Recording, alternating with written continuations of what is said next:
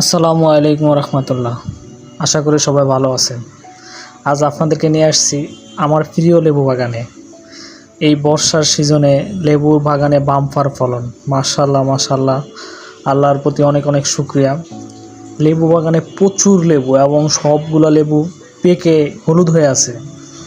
অনেক লেবু। এই বর্ষার সিজনের কারণে লেবুর দাম অনেক কম, কিন্তু লেবু এত পরিমাণ লেবু গাছে, নিচেও অনেক লেবু পড়ে আছে। অল্প একটু হাত বাড়ালেই বালতি ভরে যায়। অনেক লেবু, লেবুর দাম অবশ্য নাই, তাতে কোনো সমস্যা নেই। আল্লাহর প্রতি অনেক শুকরিয়া যে এত এত পরিমাণ লেবু দিছে। যেই দিকে তাকাই গাছের, যেই দিকে দেখা যায় সব লেবু আর লেবু, সব লেবু হলুদ হয়ে আছে। এখনও আবার নতুন ফুল আসতেছে, নতুন লেবু বের হচ্ছে। আসলে লেবু বাগানে ঢুকে মনটাই জুড়িয়ে গেছে। আমার শখের লেবু বাগানে এত সুন্দর লেবু, আর সচরাচর এভাবে লেবু পেকে যায় না, এতদিন থাকেও না। লেবু পরিপূর্ণ বাতি হয়ে গেলেই ছিঁড়ে ফেলা হয়, কিন্তু এবার লেবুর দামটা অনেক কম এবং চাহিদাও অনেক কম, এজন্য সহজে ছিঁড়া হচ্ছে না। ভালোই লেবু, আল্লাহর প্রতি অনেক অনেক শুকরিয়া।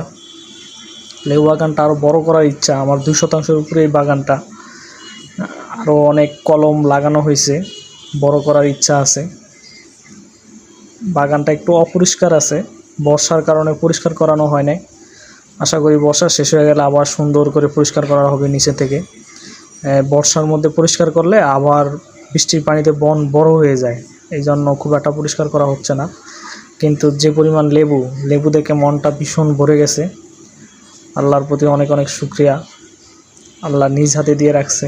মাশাআল্লাহ মাশাআল্লাহ। লেবু সাইজটাও অনেক ভালো, অনেক বড় বড় লেবু। লেবু গাছগুলো এত ঝাঁকানো, নিচে দিয়ে কোনো হাঁটা যায় না। এই জন্য এক জায়গায় দাঁড়িয়ে দাঁড়িয়ে ভিডিওগুলো করতেছিলাম। এক জায়গায় দাঁড়িয়ে ভিডিওগুলো করা ছাড়া উপায় ছিল না, নিচে দিয়ে হাঁটা যায় না, একদম বৈশা বৈশা হাঁটতে হয়। নিচ থেকে শুরু করে অনেক ঢালপালা, এই জন্য এক জায়গায় দাঁড়িয়ে দাঁড়িয়ে ভিডিওগুলো করলাম।